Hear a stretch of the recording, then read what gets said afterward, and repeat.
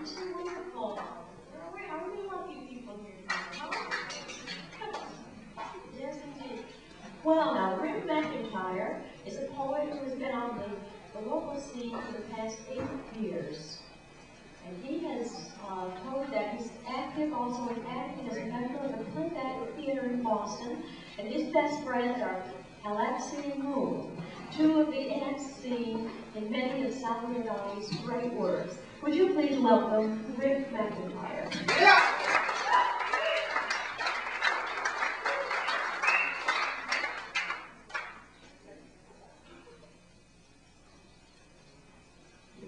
Oh, good, they have my digital reverb pedal all set up. So. I just want to share a quick little thing with everyone before I get up here. I've often had this recurring nightmare where I get up to do a poetry reading and I reach for my poetry and you open it up and it's blank pages. And as I was waiting out there before I came on, I opened it and looked at it, and it was, the moral of the story is left to right. When you're reading, left to right, hold the book the correct way. Probably nobody gets it. I'm going to start off with, unfortunately, what's become known as sort of a trademark piece, but here's what happens. It's called Mr. Magnanimous. I keep to myself only most of the time. The rest I give myself away. I walk on the more traveled path, careful to keep about halfway. I have a big heart and I use it well. It's no great secret that heart is humongous. I'll give you the better part of every deal. I'm Mr. Magnanimous. I have a solid reputation as a flexible guy. No stress line fractures on me.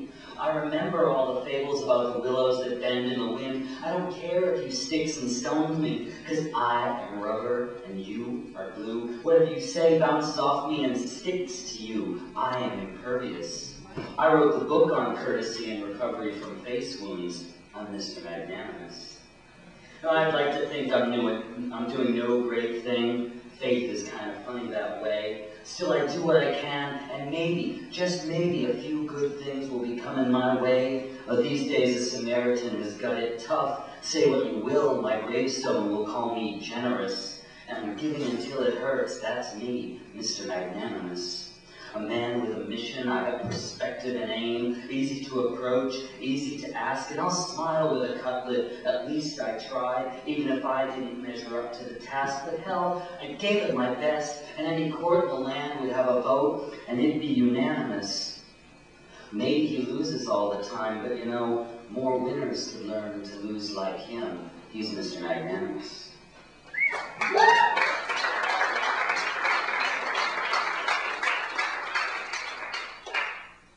Poetry is unfortunately often known as the hell of the personal diary section of your life.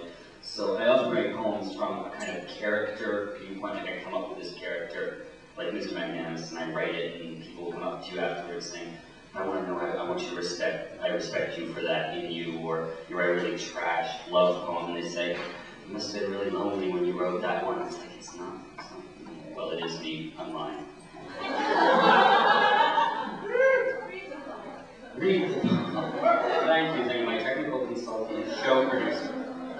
This is one of those same shredded love poems. Keep both your hands on the table where I can see them. Answer all the questions with plain English. Let's go over the facts, all the facts, over and over. I still have the same questions. You still have the same dodge. You say, hey, you're making a lot of this out of not too much. Come on, wake up. Let's say affair or tryst or one wild month or two. But don't say love, lest we cross that line where heady vertigo just makes you sick, I think. Here it goes. This is it. We don't know how it happened. We agreed to all the right things, held our hands palm out in gesture of hostage hearts, pioneers with poker faces who chose guilt above responsibility, once explorers of this new thing, and now criminals, you and me. I say, hey, what's this invisible weight that still clings to us, unshakable? Did we value too highly the things we can't agree about? Now what about that?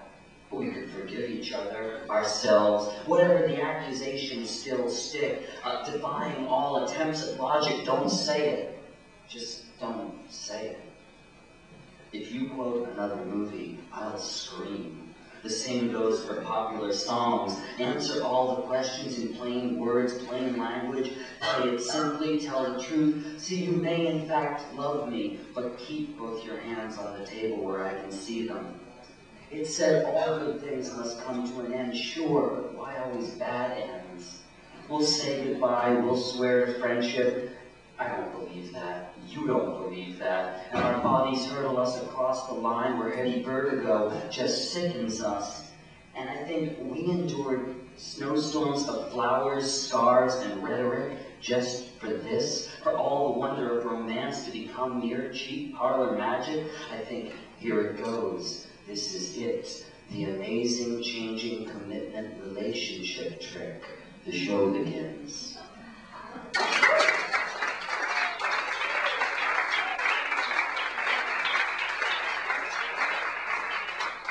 Oh, this leads me into another live poem. This is good. I've got a theme going here.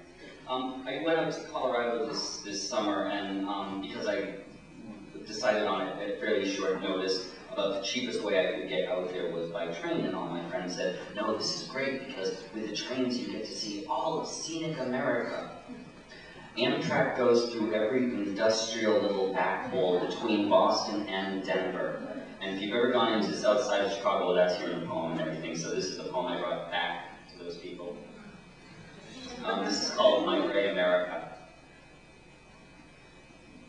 Massachusetts gone at 11 o'clock after 3 gray cities in a row, making up the lost time, early morning upstate New York. My recent past is stretched out before me. I hear the future moving around behind my back. My reflection stares at me from the window. My body finds a balance. On and on through the nighttime hours to the rhythm of the wheels and the tracks. All the towns we pass are asleep in my gray America. Pennsylvania by sunrise, my eyes opened by breakfast in Ohio. Someone said something funny. I didn't think it was funny at all. He said, it's the scenery I like most about train travel, you know, seeing America. I kept that in mind as we arrived at Union Station, Southside Chicago.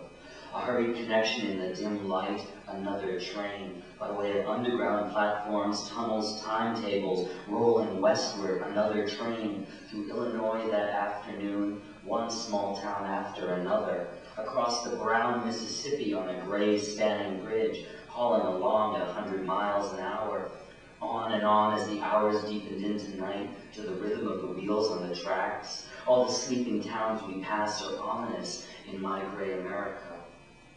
Past the places that fathers have built, past police stations and armories, past the people who sit and stare as the trains pass through their gray slice of America.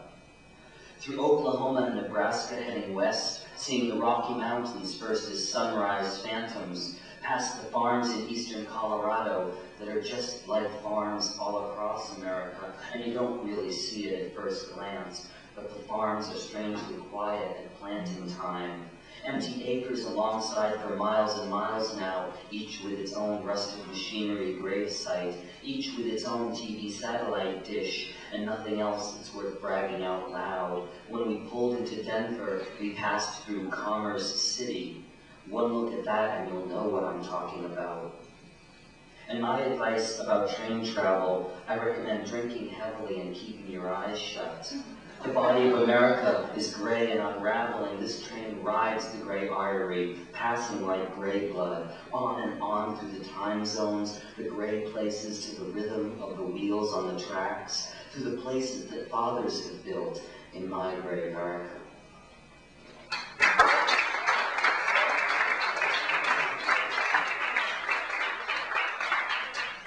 I meant to make this announcement a little earlier, but right after Amazing Changing Relationship Trick, which is one of the poems. Where could I get a copy of that poem, Rick? You may ask. You may not ask, but I'm going to tell you.